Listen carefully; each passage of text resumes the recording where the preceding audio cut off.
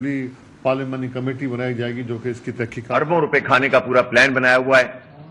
और इस वक्त भी सूरत हाल ये है कि क्लिक के और वर्ल्ड बैंक के पैसे वो जब उन्होंने पैच वर्क के लिए इस्तेमाल किए हैं तो उसमें 80% से ज्यादा करप्शन हो रही है।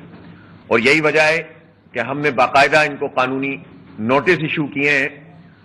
और इन नोटिस इशू इसीलिए किए हैं कि इनसे पूछा गया है राइट टू इंफॉर्मेशन, ये हमारा हक है आइन के आर्टिकल 19A के मुताबिक कि हम उनसे पूछें, हुकूमत से, KMC से, चीफ सेक्रेटरी से, वर्क्स एंड डेवलपमेंट के पूरे डिपार्टमेंट से, और सबको हमने नोटिस दिए हैं कि हमें तफसील बताई जाए। तो जब शहर इतनी टूट फूट का शिकार है और शहर का कोई वाली वारिस नहीं है, तालीमी इदारों पर कब्जा किया जा रहा है, जबरदस्ती जो है वो बेहतरीन तालीमी इदारों का बेड़ा गर्क किया जा रहा है, असातिज़ा को मुंतकिल किया जा रहा है और सियासी बुनियादों पर असातिज़ा की भर्ती की जा रही है, ट्रांसफर पोस्टिंग की जा रही है। कोई इस शहर के अंदर ऐसी क़यादत नहीं है कि जो सवाल कर सके, इस शहर का मुकदमा लड़ सके, इलेक्टोरल क़यादत जो मुंतखब क़यादत हो। तो इस वक्त शहर को एक ऐसे पोर्टफोलियो की जरूरत है जिसमें शहर का मेयर होगा तो शहर की तर्जुमानी करेगा, शहर के लिए काम भी करेगा और शहर के लोग उससे पूछ भी सकेंगे, उसकी एक टीम भी होगी और वो बाकी तमाम इश्यूज को भी एड्रेस कर सकेगा। 17 साल से प्रोजेक्ट जो है डिले हुए हैं और कोई पूछने वाला नहीं है। पानी का मसला है, बहरान है शदीद। अभी एक बहुत अहम मसला आने वाला है कि इलेक्ट्रिक की लाइसेंस की मुद्दत खत्म हो रही है और ये साजिशें की जा रही हैं कि उनकी लायबिलिटीज हमारे टैक्सों के पैसों से अदा कर दी जाएं और इनको दोबारा से बरकरार रखा जाए इस पूरे ग्रुप को जिसने हमें लूट मार की है। अब जाहिर है कि ये बाकायदा मेयर के मातहत तो ये चीज नहीं आती, लेकिन जब शहर का एक नुमाइंदा होगा तो उसकी बात में वजन होगा। तो इसलिए ये खौफ खा रहे हैं शहर की लीडरशिप जो सामने आने से, और इस खौफ के नतीजों के इनके प्लान है इस शहर को मजीद बर्बाद करने के, इसको लूटने के, इसको खाने के, इस पर कब्जा करने के। तो उसके रास्ते में इनको लग रहा है कि अब जमात इस्लामी हर गुजरते दिन के साथ मकबूल पार्टी भी बन रही है, पॉपुलैरिटी भी उसकी बढ़ रही है और लोग वोट देना भी चाहते हैं। खौफजदा होकर इन सब लोगों ने इत्तेहाद कर लिया है।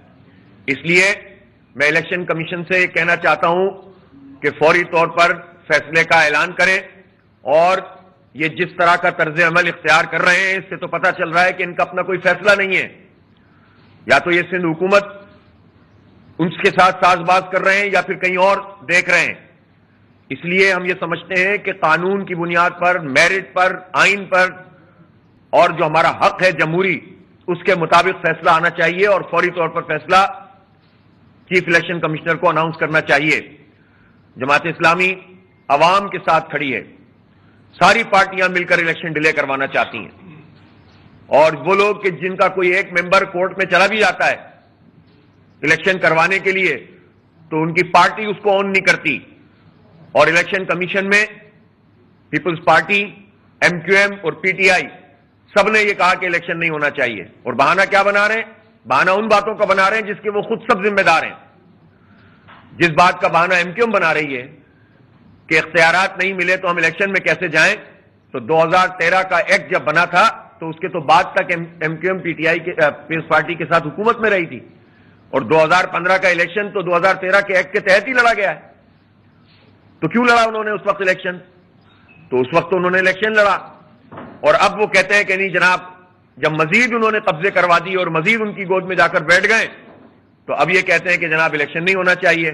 इख्तियार और इंतखाब साथ साथ मिलना चाहिए।